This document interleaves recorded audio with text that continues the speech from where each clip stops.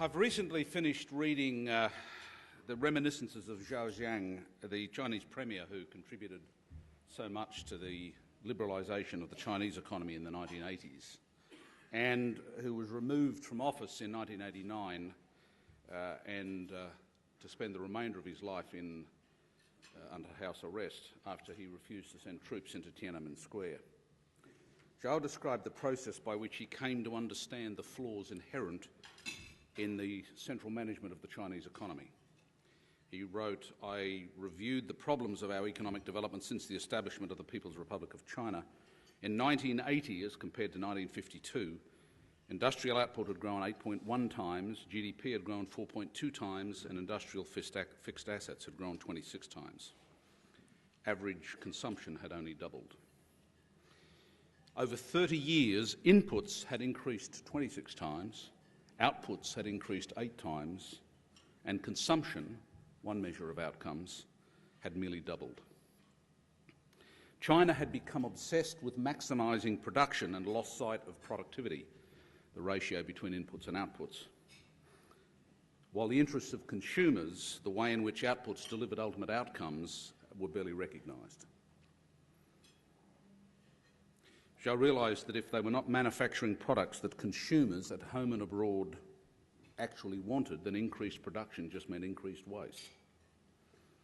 At a conference in 1982, he said, "Often we have fallen into the situation of good news from industry, bad news from sales." In reflecting on Zhao's recommendations, I was struck by the similarities to the public service economy.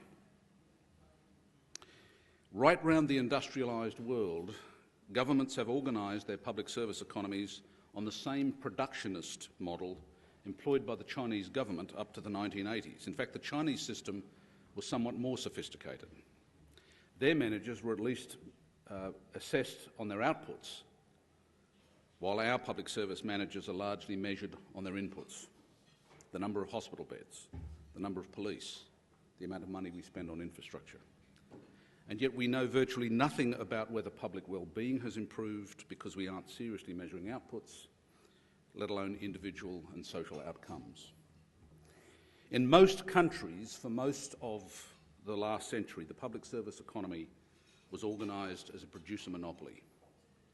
And so it shouldn't come as a great surprise to discover that the public services manifest many of the same characteristics as other producer monopolies: a reluctance to focus on the needs of consumers, poor productivity, an inability to compare the relative performance of producers, and a paucity of innovation. Let me briefly discuss each of those in turn. Al Gore argued more than a decade ago that we are consumers of government services as well as citizens. The two concepts are not incompatible. And yet there is still immense reluctance in the public service sector about using the word customer, in spite of the fact that citizen and client carry with them none of the rich traditions of choice and consumer sovereignty. Now, of course, I understand the difficulties associated with treating people as customers in some public services. Prisons are an obvious example. And yet in many public services, users do think of themselves as customers and they expect to be treated as such. They queue for 5 minutes at McDonald's and can't understand why they had to wait for 35 minutes to have their driving licence renewed. There are good reasons why the queue at the Driving Licence Authority was so difficult to remove, but public service providers have been reluctant to acknowledge changing attitudes to public service. Hospital beds and police numbers are poor measures of the quality of healthcare and the level of safety in a community. They remain the primary measures of performance, not because they make sense to service beneficiaries, but because they have great significance to service providers. And even when the producer monopoly does turn its attention to customer interests, it tends to do so in a ham-fisted way. Week before last, as I was preparing to come to Australia, London Transport, which is the body charged with managing the traffic system in London, was conducting a traffic census. It was attempting to learn something about how people use the roads. Now, that's a laudable ambition. And yet the way it chose to do that, to acquire this information, was to employ police officers to forcibly detain road users as they made their way about the city and oblige them to stop and answer questions. Now, you imagine if a private corporation attempted to seek a better understanding of its consumers in that way. Unsurprisingly, given that this is a producer monopoly, there's very little user choice. Now, again, I know that there's some public services where it's difficult to create meaningful choice. I have yet to work out how you could have prison vouchers. But in many public services, particularly in social services such as health, education, social housing, disability services, there is significant scope for user choice.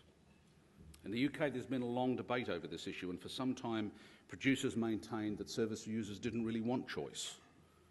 Or they argued that choice was really only an issue that mattered to the middle class. What ultimately mattered, they argued, was quality of public services.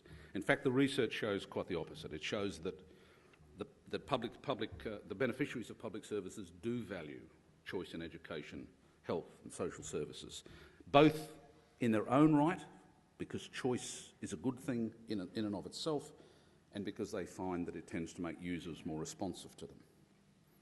And it turns out that the disadvantaged value choice even more than the middle class, for the obvious reason that the middle class already have more choice. A second defining characteristic of this producer monopoly is the lack of interest in measuring productivity, with the unsurprising result that productivity tends to be rather poor. In the UK, the Office for National Statistics has just published an analysis of public sector productivity over the last decade. The numbers are still rough, but they are by far the best numbers that government's been able to produce to date. The ONS found that productivity had declined on average over that period by 3.2%. Now, if you say that quickly, it doesn't sound so bad. But in the private sector over the same period, productivity increased 25%, and in the traded sector by 40%. A decline of 3.2% means that as a result of delivering public services, government consumed social savings. Again, I understand the arguments about the difficulty of measuring productivity in the public service sector in the absence of market mechanisms, but that's my point. The lack of focus on productivity was one of the inevitable consequences of organising the public service economy in the way we did as a series of producer monopolies. Another common characteristic of producer monopolies is blandness and uniformity in outputs. Think of China and the Soviet Union in the late 1980s, until the late 1980s. Much the same can be said about the public service sector. Its outputs are typically uniform, indeed they make a virtue of uniformity, and bland. In comparison with the private sector, the public service economy is marked by a lack of diversity and thus an inability on the part of public, citizens or customers to engage in what somebody has called comparative economy. Producer interests are implacably opposed to the introduction of alternative providers and the publication of league tables. That governments have sometimes been clumsy in the way they've gone about measuring performance is a comment on a lack of experience. In no way does it undermine the absolute necessity of comparative economy in seeking to construct more productive and more responsive public services. And while it's not unusual to identify human failure and to vilify named individuals, there is a general reluctance or inability in the public service sector to identify and to reward or punish institutional success or failure.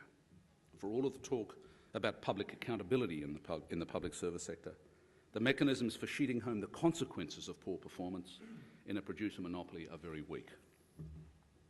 Finally, there is virtually no investment in innovation in this producer monopoly, and when it does occur, there are major difficulties with scaling up. Now, a lot could be said on this, but in the interest of time, let me just give one example. Compared with the private sector, virtually nothing is invested in the search for what someone has called efficient boundaries. One of the striking differences